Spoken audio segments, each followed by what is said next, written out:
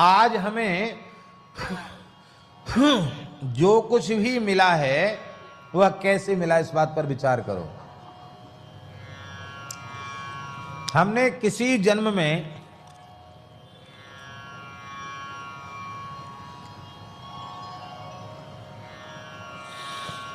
किसी सत्पात्र सुपात्र को जो कुछ दिया था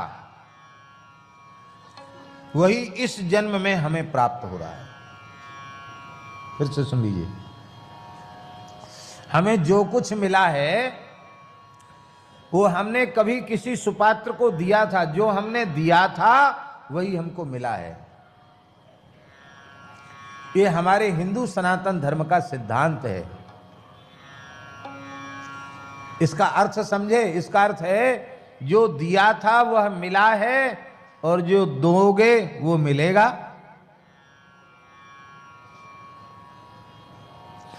और आगे जन्म नहीं लेना है तो भी देना चाहिए। फिर तो तुम्हारी जरूरत क्या है इकट्ठा करने की? फिर तो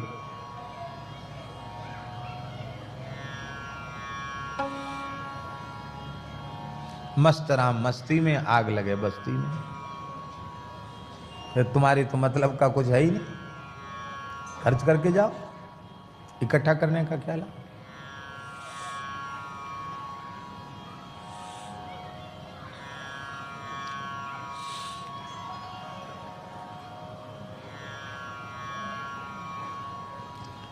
बहुत विशेष पुण्य है दान का।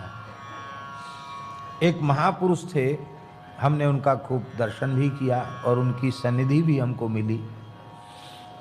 हम कभी कभी सत्संग में उनका नाम लेते हैं।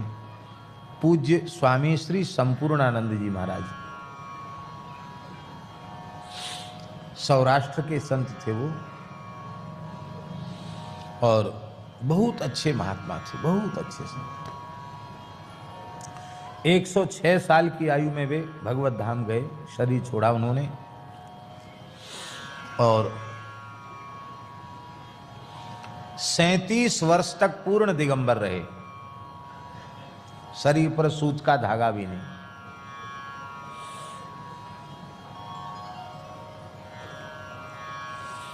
अपने जीवन में 1 इंच भूमि कहीं नहीं खरीदी और 1 रुपए का संग्रह नहीं किया, और जहां बैठते थे वहां लाख लाख लोगों को भोजन करा देते थे।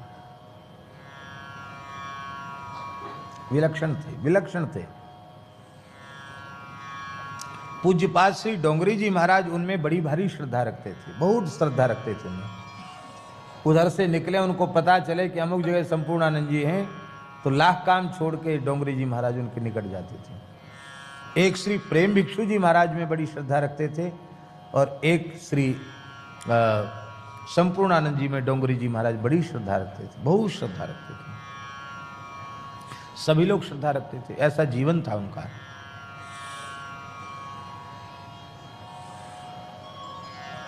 हमारे ऊपर बड़ी कृपा थी उनकी, बहुत कृपा थी। पहली बार हम उनसे मिले,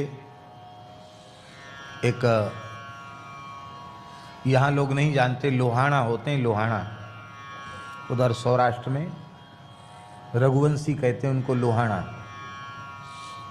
तो एक लोहाना भक्त उनके थे सुरेंद्र नगर में, उन्होंने स्थान बनाया था तपोवन, उसमें वो रुके हुए थे। हम उनका वहां दर्शन करने गए। पहली बार में ही वो इतने प्रसन्न हुए कि लगा कि ये पता नहीं कितना पुराना परिचय हो। फिर तो बहुत घनिष्ठता हो गई उनसे। 2001 में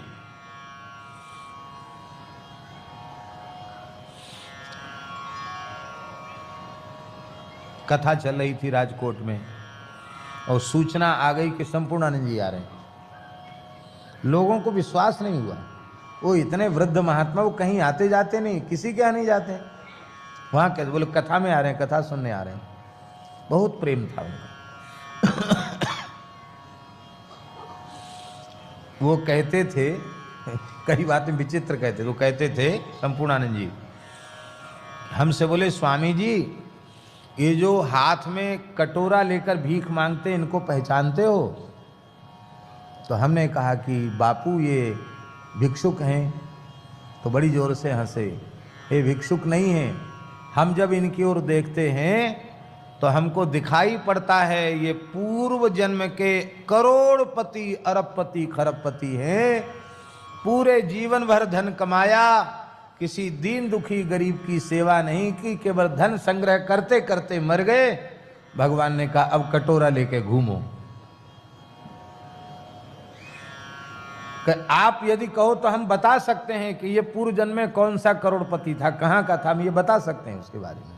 उन्होंने कहा आप यदि हमसे पूछो किस भिखारी के बारे में बताओ, तो हम बता देंगे कि अमुक जगह का ये करोड़पति है, अमुक नाम था पिछले जन्म में इसका। इसलिए वो कहते थे भैया ये करोड़पति, इन पर दया करनी चाहिए। भिखारी को जरूर कुछ न कुछ देते थे।